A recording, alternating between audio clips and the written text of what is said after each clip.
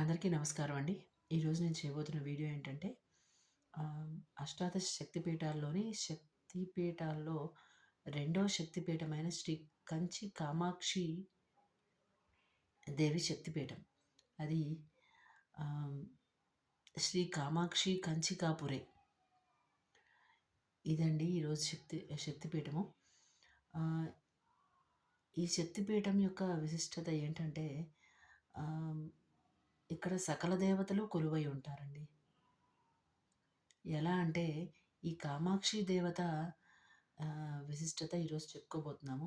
ఓం శ్రీ కామాక్షి దేవ్యై నమః అంటూ కొలిచే భక్తులకి అమ్మవారు కోరికలు తీర్చే బంగారు తల్లిగా, శక్తి స్వరూపిణిగా ఈ కంచిలో కొలువై ఉన్నారనమాట. ఈ తల్లిని చేపట్టిన స్వామివారు శంకరుడు ఏకాంబరేశ్వర స్వామివారు అనమాట.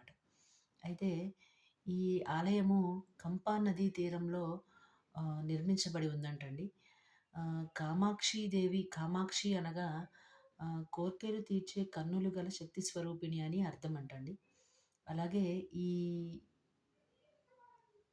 కంచి క్షేత్రము ఎక్కడుందంటే తమిళనాడులోని చెన్నైకి 70 కిలోమీటర్ల దూరంలో ఉన్నదంటండి ఈ క్షేత్రము. అలాగే అమ్మవారు నిత్యార్చనలు పుచ్చుకుంటూ విలసిల్లుతూ ఉన్నారట. భక్తుల మనోభిష్టాలను తీరుస్తూ కొలువై ఉన్నారట అమ్మవారు. అలాగే ఇక్కడ శ్రీ మహావిష్ణువు స్వామివారు వరదరాజస్వామి రూపంలో, అలాగే మిగిలిన దేవతలందరూ కూడా ఈ ఆలయంలో కొలువు తీరి ఉన్న ఏకైక ఆలయం అంటండి ఇది. అందుకని ఇది శక్తిపీఠంగా కొలువై ఉండడం, శక్తిపీఠంగా విలసిల్లడం జరిగిందనమాట. అలాగే ఇక్కడ బంగారు బల్లి, వెండి బల్లిని కూడా ఇక్కడ వెళ్ళిన భక్తులు దర్శనం చేసుకోవచ్చటండి.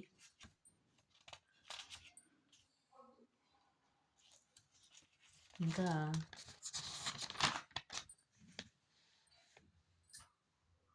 ఈ కంచి క్షేత్రము కాంజీవరం అని కూడా పిలుస్తారట. చెన్నై నుండి తాంబరం మీదుగా కంచి చేరుకోవచ్చంటండి. ఈ దేవాలయం కేంద్రంగా విశిష్ట విద్యా కేంద్రాలు కూడా ఈ కంచీపురంలో ఉన్నాయట. ఇక్కడ సతీదేవి కంకాళం పడినట్లు చరిత్రకారుల నమ్మకం అంటండి. ఆదిశంకరాచార్యులే ఇక్కడ స్వయంగా అమ్మవారిని ప్రతిష్ఠించిన ఒక విశిష్టత కూడా ఈ యొక్క శక్తిపీఠానికి ఉందని చెప్పబడిందండి ఇక్కడ. ఇక్కడ అమ్మవారిని చేపట్టిన స్వామివారు ఏకాంబరేశ్వర స్వామివారు.